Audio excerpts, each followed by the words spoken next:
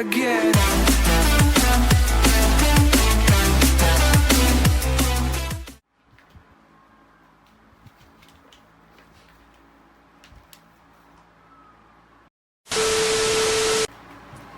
Assalamualaikum dan salam sejahtera kepada semua penonton pada hari ini. Seperti biasa, rancangan 6 minit buah rasa. Dalam pada satu etnik, kita akan memilih setiap etnik yang berada di Malaysia. Seperti yang mereka tahu, etnik pada hari ini kita akan pilih etnik Dusun, etnik yang berada di negeri Sabah, yang sangat unik dengan masakan-masakan yang eksotiknya. Okay guys, sebelum tu kita jemput dulu. Kita ada tetamu istimewa dari Sabah. Kita akan jemput beliau. Berikan tepukan buruh. Beliau berasal dari... They ask you how you are, you just have to say that you're fine when you're not really fine, but you just can't get into it because they would never understand. Okay guys, tidak apa. Kita mungkin ada faktor lain, okay. Kalau macam pakaian ni tidak cantik pula kalau mau cakap dusun kan. Kita tunggu pakaian mungkin jatuh dari langit, tumit, mungkin dari langit.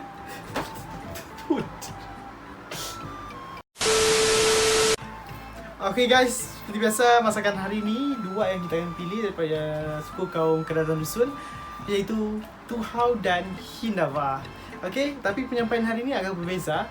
Mari kita saksikan video ini.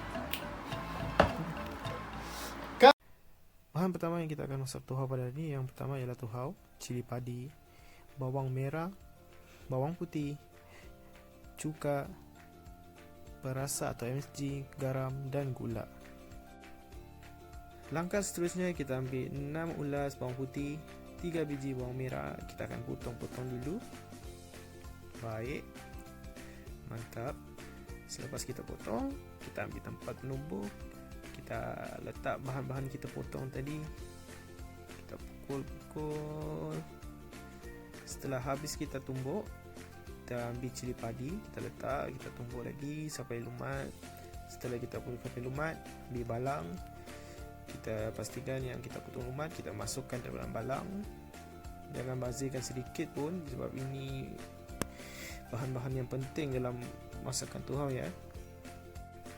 Okey, setelah kita letak bahan-bahan kita dalam balang, pastikan kita letak cuka, memastikan bahan-bahan yang kita lumatkan tadi rasa dia sekata dan rasa dia tersebar ya. Okey, seterusnya kita akan pastikan kita akan potong kita punya batang tuhau ikut keselesaan masing-masing ya. Ada setengah orang dia suka macam ni, lebih kurang yang besar-besar, tapi kalau saya lebih prefer yang nipis lah, sebab rasa dia lebih kick dan sedap lah. Okay guys, seterusnya ini dah masuk dalam ni. Kita akan cek balik, kita suka. Kalau masih ada cuka tidak cukup, kita akan tambah lagi cuka bagi memastikan dia tidak tuhau itu tidak kekeringan bahagian atas ya. Kena ingat ya, ini jeruk tuhau, pastikan dia cuka tu penuh dalam atas tu ikut keselesaan masing-masing lah. Okay, seterusnya kita akan letak garam, kita letak MSG, dan seterusnya kita letak gula. Kita gaul, kita tutup dan kita siaplah kita punya tuhau. Okey, siap. Seterusnya Hinava. Okey, bahan yang pertama ikan tenggiri, limau nipis, bawang besar, sayur beria, cili padi, cili putih dan garam. Okey, bahan pertama kita akan potong-potong atau hiris-hiriskan kita punya ikan tenggiri. Okey, pastikan kita akan dapatkan tekstur lebih kurang macam ni. Okey, bahan seterusnya sayur peria. Sayur peria tu kita akan potong secara nipis-nipis.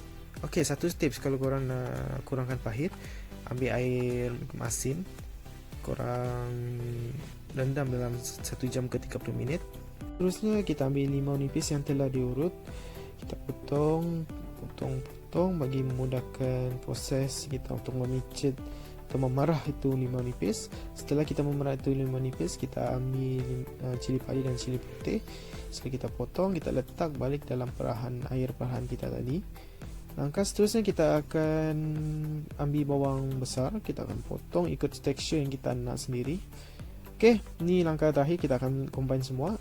Kita ambil limau nipis dan cili, kita gaul pada ikan tenggiri dahulu untuk memastikan semua tenggiri kita kena. Limau nipis mampu, bahan-bahan berasidik mampu memasak ikan-ikan yang mentah. Bahan seterusnya kita akan campur bawang merah atau bawang besar atau pulau Belanda.